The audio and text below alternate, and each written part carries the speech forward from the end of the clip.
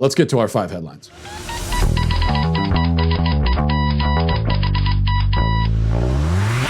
All right, well, the media is digging for an Coney Barrett scandal, and they think they found one finally. Here's what they came up with. This is from the AP. It says, President Donald Trump's nominee for the U.S. Supreme Court has close ties to a charismatic Christian religious group that holds that men are divinely ordained as the head of the family. Former members of the group called People of Praise say it teaches that wives must submit to the will of their husbands.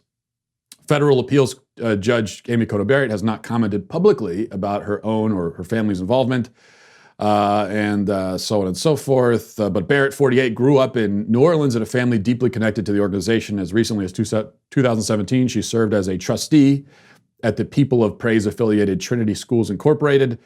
People of Praise is a religious community based in charismatic Catholicism, a movement that grew out of the influence of Pentecostalism, which emphasizes a personal relationship with Jesus. Barrett's affiliation with a conservative religious group that elevates the role of men has drawn particular scrutiny, given that she would be filling the high court seat held by Justice Ruth Bader Ginsburg, a feminist icon. Barrett, by contrast, is being hailed by religious conservatives as an ideological heir to the late Justice Scalia. Okay, well, so she belongs to a group that says that wives should submit to their husbands. Horrifying stuff. But just so you know, the actual name of this kooky, fringe, far-right group is Christians Who Believe in the Bible. Okay, that's the actual name. Because, well, all Christians who believe in the Bible believe this, because it's in the Bible. This is where you see how the media, obviously, they hate Christians, obviously, but they have difficulty smearing Christians effectively because they don't know anything about Christianity. They're very biblically illiterate. I bet whoever wrote this AP article, for example, didn't know that the Bible specifically says, wives submit to your husbands, Ephesians 5:22. One of my favorite verses, by the way, and one that I will often cite to my wife if we're, say, arguing over what movie to watch on a Friday night. Then I got to pull out the Bible and say, it says it right here, St. Paul, what can I tell you? Okay, it's not me, it's him. He's telling you. But the media doesn't know that. That's why they don't, nowhere in the article is it even mentioned that, that this is how they interpret the Bible verse, or not that there's any other way to interpret it, because they just don't know that.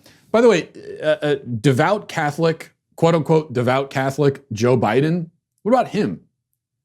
He also believes this, right? If he really is a devout Catholic, which he isn't because he's pro-abortion, you can't be devout Catholic and pro-abortion, but let's just pretend for a moment, as the media wants us to pretend, that he's devout Catholic. Well, in that case, then he believes this too. And if we had a real news media, they would ask him about this.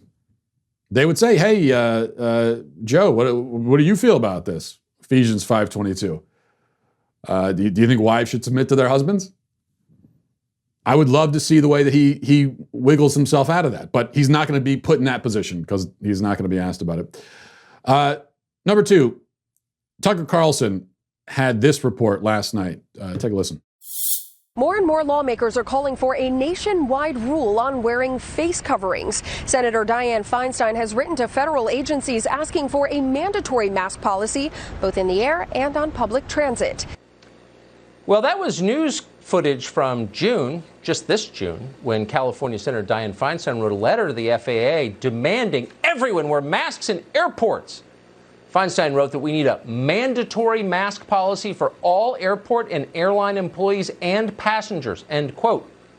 Feinstein claimed the agency had, quote, sowed confusion among passengers about whether masks are necessary. But they are necessary, says Dianne Feinstein. Not wearing them is very dangerous given the coronavirus.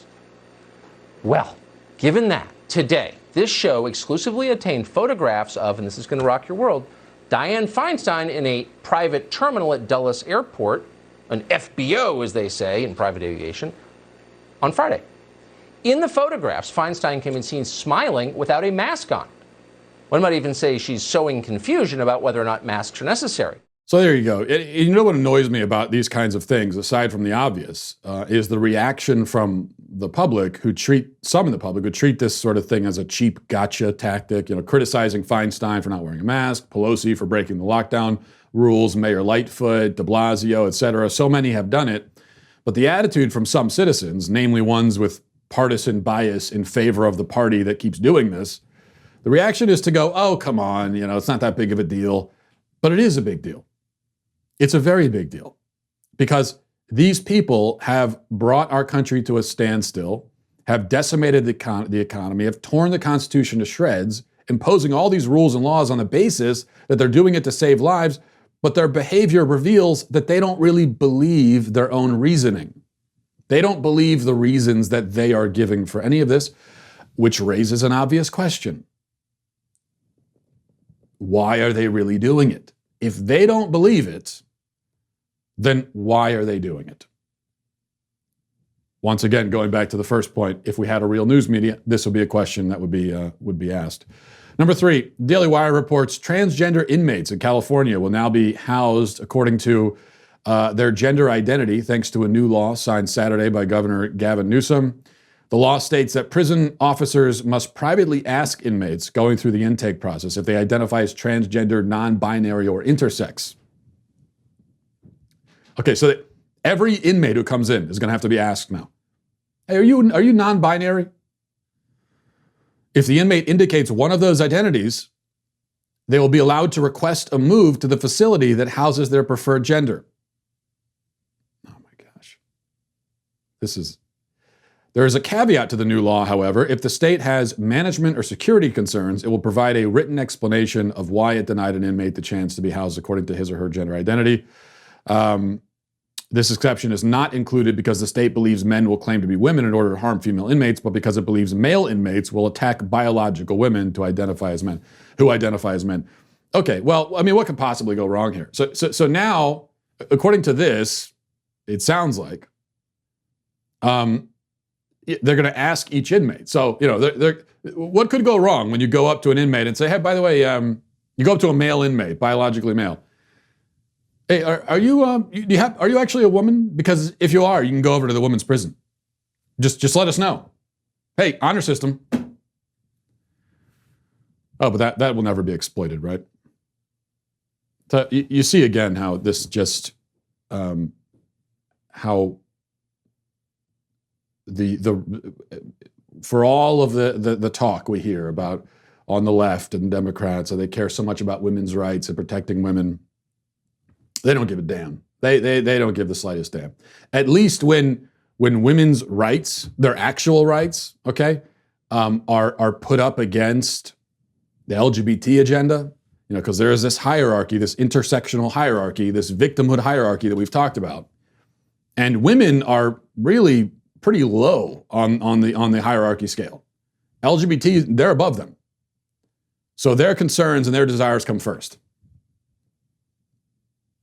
So we're going to throw their safety out the window, their privacy out the window, and if you got a bunch of male prisoners that say, "Oh yeah, sure, I'm a female." Yeah, in fact, I woke up yesterday and realized I was a female, as it turns out. So yeah, go ahead and send me over to the women's prison. Number 4, NPR reports young adults are known for taking to the streets in protests. Now there's a youth-driven push to bring more of them to the ballot box. Tyler Okeke, a 19-year-old activist, is among those who champion lowering the voting age from 18 to 16. Okeke is working to increase the number of eligible voters in the country's most diverse generation and amplify their voices on decisions that will affect their future. And then it goes on from there, talking about his efforts to lower the voting age to 16. There's, of course, absolutely no good reason to even consider lowering the voting age to 16 or lowering it at all to any age. If anything, we should be raising it. The only reason why it's being considered is that it would help Democrats, which is not a good reason unless you are a Democrat, and then I could see why you'd be in favor of it. But in reality, objectively, our republic cannot at all be helped by this. The last thing we need are more people who are ignorant and non-contributing filing into the voting booth. That's the last thing we do. We don't need more of them. If you're 16 years old, and I say this, and anyone who's over the age of 16, you know this too, because you have had the experience of being 16. Would you say at 16 that you were really in touch, like you understood what was happening in the country, you had a really solid perspective, and you were a real contributing member of society, you were emotionally and mentally mature? Would you say that about yourself at the age of 16? Because if you would, then all that tells me is that you haven't grown at all from the age of 16. which means that you probably shouldn't be able to vote now, whatever age you are. But anyone who's done any growing, any maturing, which maybe is a dwindling minority, we can look back at ourselves at 16 and say, no, you're gonna give that person the right to vote? Are you crazy? No. Raise the voting age to 25, raise it to 35. Well, I'm not 35 yet, so don't do that. Just raise it to right where I'm at. And then as I get older, we can keep raising it along with me. That's the way the laws should work. Number 5, important report from the Daily Mirror. A group of parrots at a zoo had to be put back into isolation when they all started swearing at customers after coming out of quarantine. The 5 African gray parrots were adopted by Lincolnshire Wildlife Park on August 15th and put into a room together, but it appears they used their time in isolation teaching each other foul language, which left park staff in hysterics, but swift action had to be taken when they started using obscenities with guests. Steve Nichols, CEO at the Frisney Park, said the birds were put in a timeout, but admitted over the last 25 years, he's taken in many parrots that have sometimes had a bit of blue language. He told Lincolnshire Live, every now and then you'll get one that swears, and it's always funny. We always find it very comical when they do swear at you. But then he continues that the problem is that now they are swearing at guests, and there's a concern that, especially with children coming back to the zoo, they're going to start swearing at the kids, be very traumatizing to get cussed out by a parrot. And so now they're isolating the parrots, and they're actually going to break them up and put the parrots with more responsible. Each of the 5 bad parents, delinquent parents, parrots will go with one of the responsible parrots, and then hopefully there will be some, speaking of maturing, they'll learn to mature that way. Very disturbing report all around, and a pretty serious infringement on free speech. I don't remember anything in the Constitution saying that you can't swear at guests at a zoo. I don't seem to recall that in there. Of course, this is a British zoo, and these are parrots, but I don't see how that has any relevance to the legal case I'm making here. And besides, you can't blame them for swearing.